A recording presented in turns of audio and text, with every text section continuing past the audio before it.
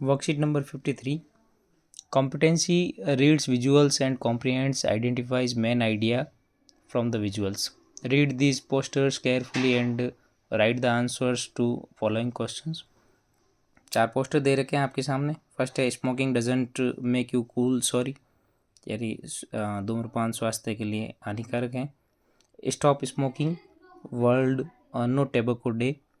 और फोर्थ वाला है don't let tobacco take your breath away. Tobacco smoking more than doubles the risk of developing tuberculosis disease and increases the risk of dying from respiratory failure.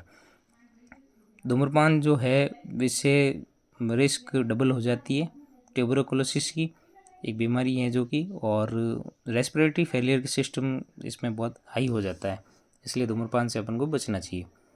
अब देखो question number first देखो, what do you think about the above poster, what are they about, यानी ऊपर जो poster दिए गए हैं वो किस बात को बताते हैं, क्या शो करते हैं. तो I think about the posters is stop smoking, they are about world tobacco day. When do we observe world no tobacco day, write the date. तो टोबैको दिन कब, वर्ल्ड नो टोबैको डे कब मनाया जाता है, तो ये 31 मई को मनाया जाता है. What are the possible risk to health if one smokes, अगर स्मोक करता है तो उसके स्वास्थ्य के लिए कितनी रिस्क बढ़ जाती है. तो इसका अपन जो है पोस्टर के हिसाब से ये वाला वापस लिखेंगे. Tobacco smoking more than doubles the risk of developing tuberculosis disease and increases the risk of dying from respiratory failure. ये वाला अपन जो है क्वेश्चन नंबर 3 का आंसर लिखेंगे. नेक्स्ट है worksheet number 54. Competency identifies the appropriate usages of adjective. आपको adjectives के जो है यूजेज, अप्रोप्रिएट यूजेज बताने. Identify the use of correct comparative and superlative adjectives for the below exercise. नीचे जो एक्सरसाइज दे रखी है उसमें कंपैरेटिव और सुपरलेटिव एडजेक्टिव्स को आपको इसमें फिल करना है. Question number first, right the adjective in the correct form. आपको बॉक्स के अंदर कुछ एडजेक्टिव दे रखे हैं, स्लो, एंग्री, बिग, स्मॉल और फनी, और इनके नीचे कुछ सेंटेंस दे रखे हैं. तो फर्स्ट सेंटेंस दे रखा है the monkey is the funniest animal, यानी ये सेंटेंस बता रखा है कि भाई आपको जो है एक एग्जांपल दे रखा है आपके सामने कि जो आपके सामने एडजेक्टिव दे रखे हैं उन एडजेक्टिव को सुपरलेटिव एडजेक्टिव बनाया गया है. तो जो फ़नी एनिमल है उसको फनीएस्ट बना दिया गया है.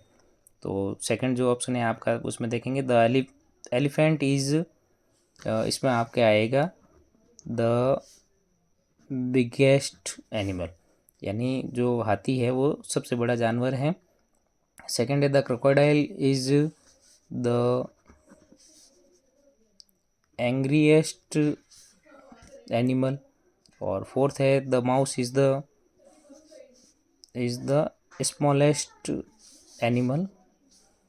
तो ये फर्स्ट एक्सरसाइज हो जाएगी आपकी. सेकंड है give short answer about you, यानी आपके बारे में अपने आंसर बताने हैं. Are you the youngest in your family, क्या आप अपने परिवार में सबसे यंगेस्ट हैं. तो आप जो भी हैं उसमें यस नो आपको लिखना है. Are you the tallest in your family, क्या आप अपने परिवार के अंदर सबसे लंबे हैं. यस नो, आप जिस पोजीशन पे हैं जैसे हैं उस हिसाब से आपको यस नो और शेयर करना है इसमें. Is your friend taller than you, क्या तुम्हारा मित्र तुमसे लंबा है, तो उसको भी आप यस नो में इसे मेंशन करेंगे. Is your father older than your mother, क्या तुम्हारे पिताजी तुम्हारी मदर से ज़्यादा ओल्डर हैं, उसमें यस और नो आपको मेंशन करना है. Have you got younger brother, क्या तुम्हारा कोई यंगर ब्रदर है, अगर है तो यस और नहीं है तो नो करना है. लास्ट है आपका arrange the sentences in the correct order, यानी आपके सामने कुछ सेंटेंस दे रखे हैं वो जो डिसऑर्डर में हैं उनको आपको एक करेक्ट ऑर्डर में सब्जेक्ट वर्ब ऑब्जेक्ट के हिसाब से आपको रखना है. तो फर्स्ट जो सेंटेंस है वो है आपका ये बनेगा the puppy is smaller than the dog, यानी जो पपी है वह कुत्ते की तुलना में छोटा है. सेकंड आपका हो जाएगा I am the tallest in my class, मैं मेरी क्लास का सबसे लंबा बालक हूँ या हूँ. फिर है the most beautiful season is rainy, यानी जो सबसे सुंदर ऋतु है, सीज़न है वो रेनी सीज़न है. फिर आपका आता है क्वेश्चन नंबर डी, इस ये आपका हो जाएगा डॉग्स आर द फ्रेंडलीएस्ट पेट्स, यानी सबसे पालतू जानवर जो है वह कुत्ते होते हैं इंसानों के करीब के। लास्ट आपका आ जाएगा summer is the hottest season, यानी जो गर्मी की ऋतु है वो सबसे ज़्यादा गर्म होती है। इस हिसाब से आपको इनके आंसर राइट करने हैं। Okay, thank you. Next worksheet number 55, competency speaks the given dialogues and response appropriately, यानी जो डायलॉग है उनको पढ़कर आपको इनके आंसर देने हैं। Make a pair with your friend and read this dialogue between Meena and the shopkeeper. तो आप अपने मित्र के साथ जो है ये डायलॉग पढ़ेंगे, जो आप अपना किरदार अदा करेंगे, एक मीना के रूप में और एक शॉपकीपर बनेंगे। One of you can play Meena and other can play the shopkeeper. एक मीना बनेगा और दूसरा जो है आपका शॉपकीपर बनेगा। तो इन दोनों के बीच जो कॉन्वर्सेशन हो रहा है उसको अपन यहाँ पर पढ़ेंगे। तो फर्स्ट मीना बोलती है, नमस्ते अंकल। शॉपकीपर, नमस्ते, how are you Meena? Meena, I am good, I have come here to buy a chocolate and some sugar. Shopkeeper, which chocolate do you want? Meena, the chocolate that cost of 20 rupees. Shopkeeper, okay. And how much sugar? Meena, I want 1 kilogram of sugar. Shopkeeper, here is your chocolate and sugar. The total bill would be 60 rupees. Meena, thank you uncle, I have a 100 rupee note. Can you give me the change? Shopkeeper, sure. यानी मीना जो है uncle को नमस्ते करती है, shopkeeper वापस उनको नमस्ते करता है और वो पूछता है तुम कैसे हो। फिर मीना कहती है मैं ठीक हूँ और मैं यहाँ पर कुछ एक चॉकलेट और कुछ शुगर ख़रीदने के लिए आई हूँ। शॉपकीपर पूछता है फिर चॉकलेट डू यू वांट, तुम्हें कौन सी चॉकलेट चाहिए?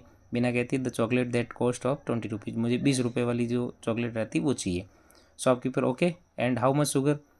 उसने कहा ठीक है। शॉपकीपर ने कहा ठीक है, और शुगर कितनी चाहिए?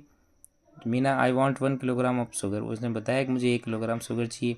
Shopkeeper, here is your chocolate and sugar, the total bill would be 60 rupees. Shopkeeper बताता है भाई ये रहा तुम्हारे चॉकलेट और शुगर, और टोटल बिल जो है वो 60 रुपीज़ को है। Meena, thank you uncle. Meena जो है अंकल को धन्यवाद देती। I have 100 rupee note, can you give me the change? Meena जो है अंकल को धन्यवाद देती है और उस 100 रुपये का नोट देती है। वह उसको कहती है कि आप मुझे वापस चेंज दे दीजिए। Shopkeeper, sure. Now discuss the following question among your self and right answer below. अब आपको नीचे दिए गए सवालों को पढ़ना है और इनके आंसर आपको लिखने हैं ऊपर जो कॉन्वर्सेशन दे रखी है उसके हिसाब से। What does Meena want to buy? Meena क्या खरीदना चाहती थी? तो आप इसका आंसर लिखेंगे, Meena want to buy a chocolate and some sugar. Second question है how much sugar does Meena want? Meena को कितनी शुगर चाहिए थी? तो मीना वांट्स, यहाँ आप देखें मीना को कितनी शुगर चाहिए थी। I want 1 kilogram of sugar, तो यहाँ आप लिखेंगे मीना वांट्स 1 किलोग्राम शुगर। फिर what is the price of 1 kg sugar, यानी 1 किलो शुगर का क्या प्राइस है? तो आप उसमें बताएंगे the price of 1 kg sugar was 40 rupees. अब इस डिस्कशन में आपके सामने कहीं भी 40 रुपीज़ का कहीं कुछ आया नहीं, लेकिन आपके शॉपकीपर का और मीना का जो डिस्कशन है उसमें ये बताया गया है कि भाई जो मीना बता रही है मुझे 20 रुपीज़ की चॉकलेट चाहिए और शॉपकीपर उसको बता रहा है कि भाई टोटल जो बिल है वो 60 रुपीज़ का हुआ है। तो 60 माइनस 20, तो जो कॉस्ट आएगी वो 40 रुपीज़ जो है वो शुगर 1 किलोग्राम शुगर का कॉस्ट हो जाएगा। तो आप यहाँ लिखेंगे the price of 1 kg sugar was 40 rupees only. फिर क्वेश्चन नंबर 4 है how much money will the shopkeeper return? Shopkeeper जो है मीना को वापस कितने पैसे लौटाएगा? तो आप लिखेंगे the shopkeeper will return 40 rupees, because Meena ने जो है 100 रुपीज़ का नोट दिया था और टोटल बिल जो है 60 रुपीज़ हुआ था, तो 100 माइनस 60, तो 40 रुपीज़ जो है वो मीना को लौटाएगा।